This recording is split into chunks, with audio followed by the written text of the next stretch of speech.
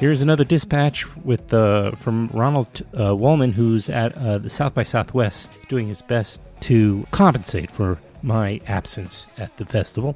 This is his conversation with a young Canadian filmmaker named Ricky Tollman regarding his film Run This Town. That is about a young man named Bram who gets his dream job after he graduates college at a local newspaper. In his mind, he's the next Woodward, but he's probably more of a Bernstein. A year in, he realizes that maybe the paper business is no longer what he'd seen in the movies. Instead of investigative journalism, he is writing easily consumable top 10 lists. So anyway, this is Ronald's conversation with director Ricky Tollman regarding, again, his film called Run This Town.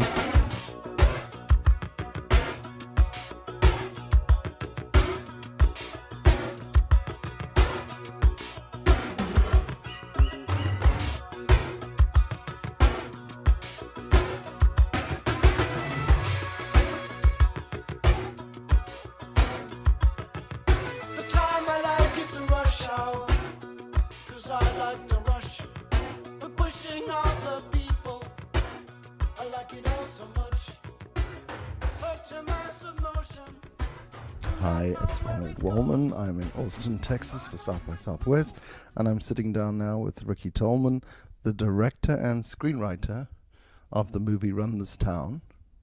Thanks for having me. Yeah, you haven't listened to our film podcast. No, I haven't. But from now on, I will listen to everyone. Yeah, thank you.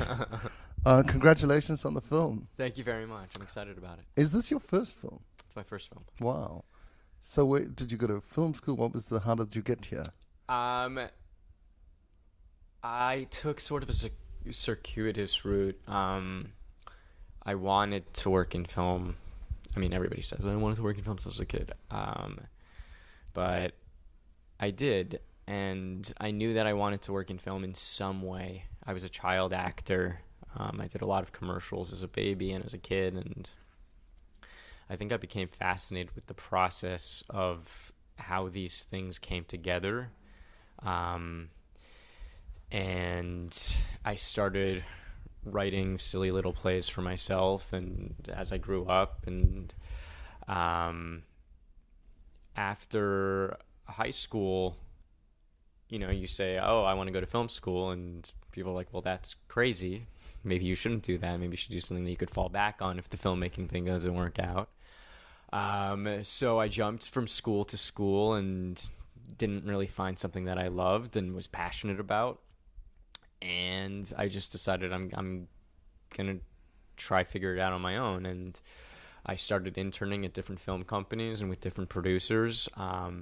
And one of the producers that I started interning for is named Randy Manis. And Randy was extremely kind and generous and loyal, and didn't just treat me as somebody to grab him coffee. He really taught me about film and how it is put together as a producer. Randy started off at Think Film, and he started a company. He started Think Film, and he was at Lionsgate before that. And just his experience and knowledge of the industry was incredibly useful as somebody that just wanted to sit there as a sponge and learn. Right. So eventually, probably the first weekend, I said to Randy, I want to direct a movie. And he was like, well, why don't you figure out the other stuff first, and then we can get to that at some point. And at some point I said to him, I have this idea for a project. And he said, okay, let's figure out how to put this together.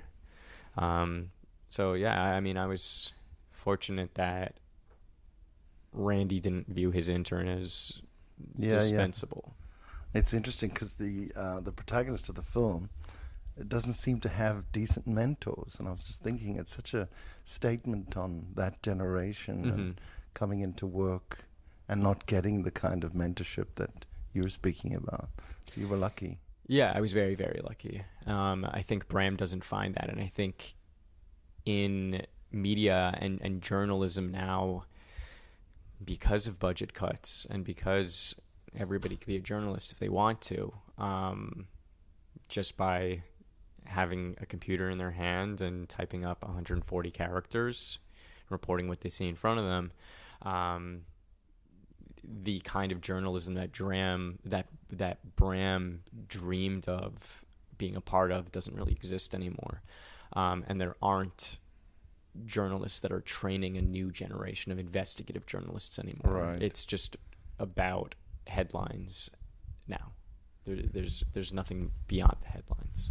And this particular story, what drew you to this story? I mean, I know this was your political scandal of the decade. Mm-hmm. Were you always interested in politics or the way media handled politics? Or? Yeah, I think I've always been interested in politics and how media and politics really coexist, even though sometimes they pretend they hate each other, but they could not exist without the other. Exactly.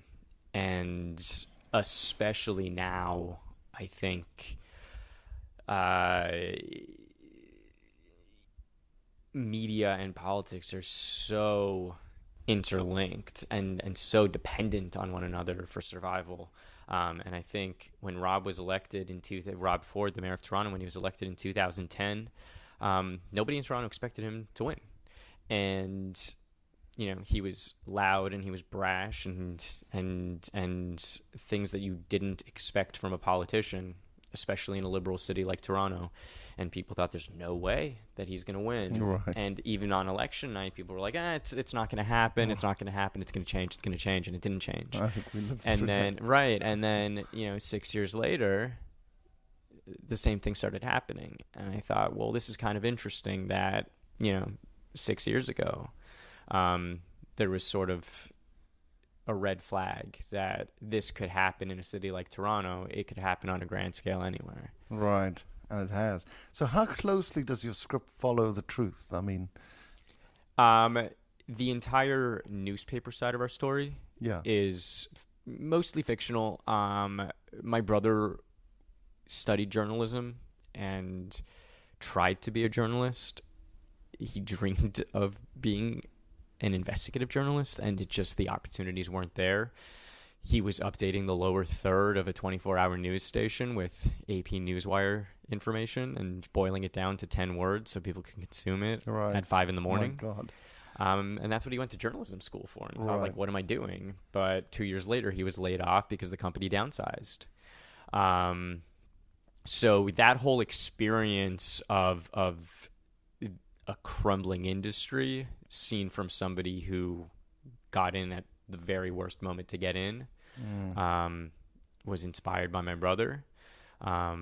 And the whole City Hall side of it was taken from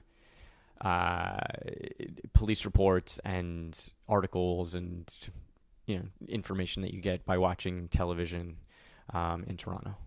Yeah, that's great. I mean, I like too, because as I said earlier, I lived in Toronto, but many years ago. So I haven't seen a film shot entirely in Toronto and made it look so good. I mean, it really. Oh, thank you. Yeah. And I thought, wow, this is Toronto. It's amazing. I mean, I living there, you see so many things filming in the city. Yeah, but they never ask. They hide it. That's right. Yeah. They hide it. So you might be walking down the street downtown, and there's a New York subway station, and you're like, oh, I guess they're filming something here. Yeah, it's nice to see the city on display like that. Yeah. So I wanted to embrace it. I didn't want to hide it. At some point, we were speaking to a financier, and they're like, well, why don't you just use a fake mayor and play it for, like, New York or Detroit or anywhere in the United States? Right. Any city will do. Nobody's going to care about Canada. Like, no. Yeah, totally. No, I really... it's such a huge cost, though, too. I mean, to have your first feature with, directing such a big cast and so many... I was really fortunate to get the cast that I did. Excellent people. I mean, I think everyone was so well cast. Thank you. And it felt so authentic and Thank real. you. Yeah. How did that process work for you? I mean, was all the talent Canadian talent, or? No. Ben Platt is American. He's well known for starring on Broadway in Dear Evan Hansen, and he's based in New York. And Damian Lewis is British. Jennifer Ely is American, but Nina Dobrev and Mina Massoud and Scott Speedman are Canadian. But the funny thing that at South by here, while Scott, Mina, Nina, and myself have been hanging out at all these interviews, people have been asking us about what it was like to be born in Canada, and we all said, well, actually, none of us were born in Canada. All the people that are Canadian in this movie were not born in Canada, but we are Canadian. Right. And then stylistically, the film is shot a lot of split screen, a lot of kind of multi-split screens. Where does that... Because I know in the 70s, a lot of movies that were political thrillers adapted that kind of style. Yeah. Where a lot was going on. You punched in close-ups of, details like a pill that he's taking, and stuff like that, which really, really great. I mean, it's very interesting to watch. Thank you. How did you get to that kind of style? I wanted to make a movie that felt like movies that I loved, like Clute or, obviously All the President's Men, and De Palma, and right. I grew up loving those movies and consuming them every weekend, as many movies I could rent from Blockbuster or Dumbo Video.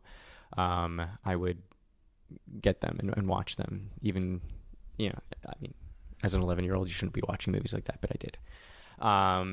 And I hadn't seen my friends and peers represented in a way that felt authentic to me. And when I watched those movies, it felt like there was such authenticity in the way they were telling that story, and it felt kinetic and energetic. And I thought the way that people live now on their phones, flipping from screen to screen to screen, is so kinetic and reminded me of split screens in many ways. Like you could jump from any box or any tool at any moment. And I think that's just the way that people's minds function, is it's not just like one image on screen at a time. There are many. Right.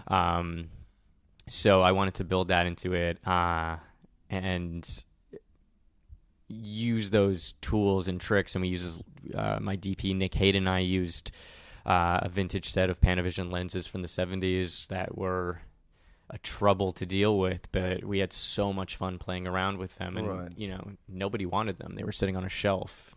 Basically, they gave them to us. We used a split diopter, and they had to dust it off because nobody had used it in many, many years. Amazing. But we had fun playing around with those things. And you can feel that. It's got the flavor of those 70s movies. And I think that adds so much to it. It's really a great accomplishment. I really enjoyed it. What can you tell young filmmakers who are trying to get their first film made? Anything you learned, anything they should avoid? I mean, now you're in a position to mentor. I still need a mentor. You've accomplished such an amazing thing. Your film's here premiering at South by Southwest. You always hear people saying like, you just need to like write your script and tell your story and get it made, but that's easier said than done. It's a long process, and somebody. I was put in touch with somebody who wants to get into film, and we met with him. He wanted to be a writer and director, and I was happy to meet with him, and he told me he was deciding between that or going to law school. And I said, well, will you be happy doing law, whatever kind it is, criminal, entertainment, whatever?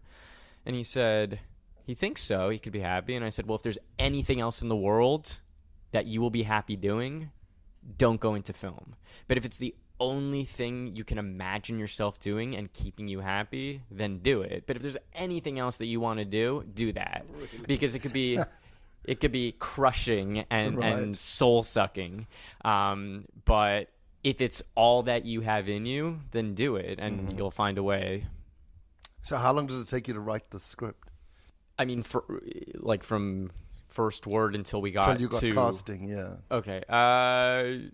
Probably 2 years. Wow. A number of drafts over those 2 years. Right. Yeah. And how do you feel now when you think about your second film, which I know everybody does, even, it's all about the next thing. Right. Are you thinking about writing it again? I think so. I think I'll definitely, whatever I do next, I'll probably write. Right. I think. I think I have many other stories in me that I want to tell. It's just a matter of writing them, I guess. That monologue that Ben says at the end, the pitch that he gives, was an amazing piece of writing. Thank you. And his performance is beautiful. Thank you. Yeah, I mean, he gives a really tender, amazing, nuanced performance that is really special because Bram's character does a lot of shitty things, and his character makes bad decisions. Right. And with the wrong actor in that role, the audience would not be with him. And I think that he just brought such warmth and likability that you're with him even when he's doing these incredibly bad things. I agree. He's really so likable. He's wildly talented. Yeah, wow. I was very, very, very lucky to have him. I was fortunate to see Evan Hansen with him. Yeah. Did you see it? I did. It's great. Yeah. So which part of the filmmaking process do you think you enjoy the most, or is that is it all part and parcel? I mean, I love it all. I really do. I love movie music. So, I mean, while I'm writing, I listen to music nonstop on repeat, sometimes the same song over and over and over, like scores. And getting to the point that we had our composers start sketching in pieces of music for the film, and I got incredibly lucky with the composers that we got. It's Adrian Young and Ali Shahid Muhammad, and they did this. It's not one piece of digital sound in there. It's all analog, and it's all recorded on tape. They did it the way they made scores in the 70s. Right. And seeing that all come together was really special for me as somebody who loves film scores. Uh-huh. No, it's great. It's appreciated when you watch it. Thank you. Is there anything else you want to tell our listeners? Tell us about the South by experience for you. This is your first film at this festival. Yeah. You've been here before? I've never been to Austin. So how are you finding this experience? It's been wild. Yeah. The film was very well received, I take it, at your premiere. Yeah, I mean, it was... You imagine the first time that you're going to show your movie to an audience, and I was fortunate that South by gave us a really amazing slot at a really beautiful theater, and it was full, and the audience was warm and receptive, and I think excited, but I'm in a little bubble, so I don't know. You did a Q&A afterwards? We did, yeah. And what were some of the questions people asking you? I think... people were curious about how the politics and media of the film interacted. So a lot of the questions focused on that. Right. And the genesis of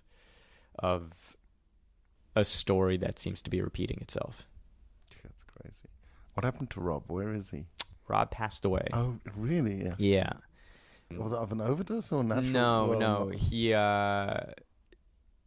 before he ran for his second term, he was diagnosed with cancer, and so he didn't run for a second term, and he passed away from cancer. Good God. Yeah. And who's the mayor of Toronto now? The mayor is John Tory. And is he a good guy? Yeah, John Tory seems to be a good guy. Yeah, but Rob's brother Doug Ford is the current premier of Ontario. Oh, wow. Oh, that's right. I think I remember that. So what do you do now? Where do you and the film go from here? I mean, what's the journey? I don't know. This is as far as I've gotten in my plan.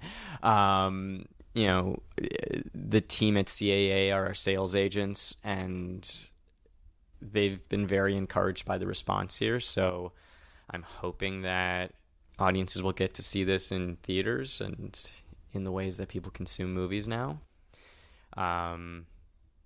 But I'm trying to not get too hung up on that for the next 5 days, so I Right, could right. just enjoy Austin. Of course, enjoy the moment. Yeah.